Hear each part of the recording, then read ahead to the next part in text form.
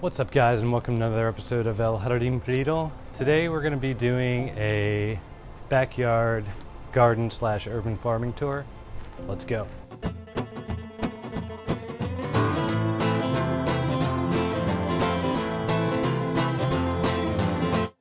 Alright, so as you guys may or may have not have noticed, I'm using a new camera here instead of a cell phone, iPhone 5S to be exact. I've been recording videos in 720 and uploading them at 1080. So down in the comments, let me know what you guys think about that. Let me know if we're improving here, trying to make it a better experience. Anyway, it is the end of July here in Houston, Texas. I think I did a backyard tour, give or take, no more than 2 years ago, maybe a year and a half ago. So I'm going to show you guys around. A lot's changed. I'll probably reference the video so you guys can see how much has changed, but I'm pretty stoked. So without further ado, let's check it out. So in this first section near my house, we have some prickly pear. We have some yucca here. We have a native palm that I salvaged from my old place. And this is actually air layered pomegranate. The other side of my porch / steps here, we have another yucca.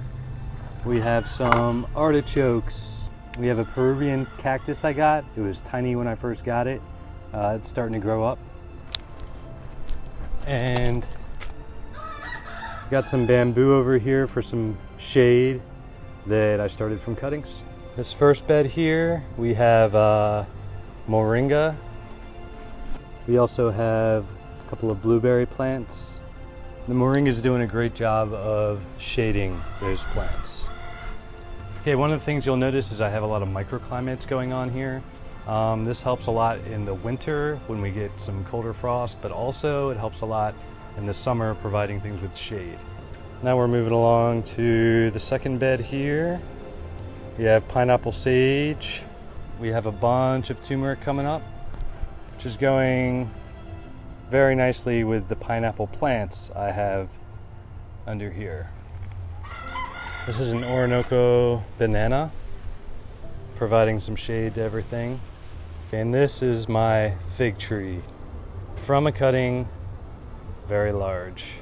We have a nice pineapple guava, getting real hardy. This is actually a Haas seedling we have here. Okay, this is one of my beds I've made. We have a ton of eggplant here. Got some tomatoes barely hanging on.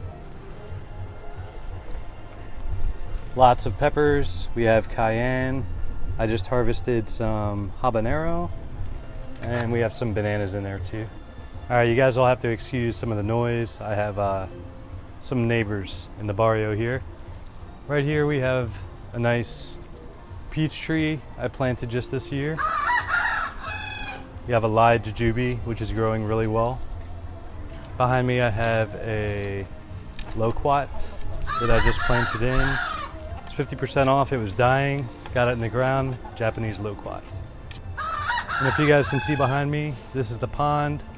Lots growing in here, lots of different edibles, lots of different beneficial plants for the water and filtration. I'll show you guys around real quick.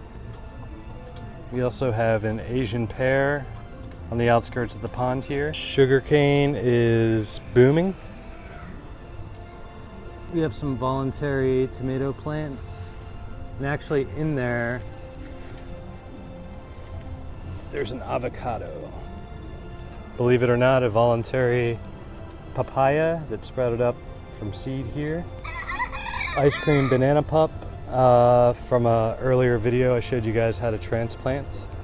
These are some Hawaiian papaya that I planted a few weeks ago. They're doing really well.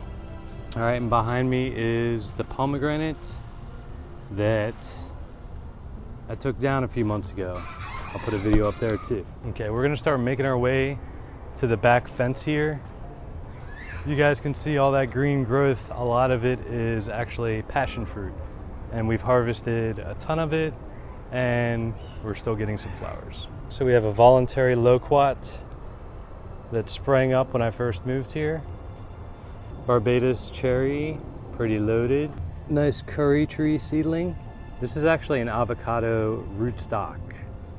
The avocado didn't make it, so I went ahead and let the rootstock take off because it was a little more hardy.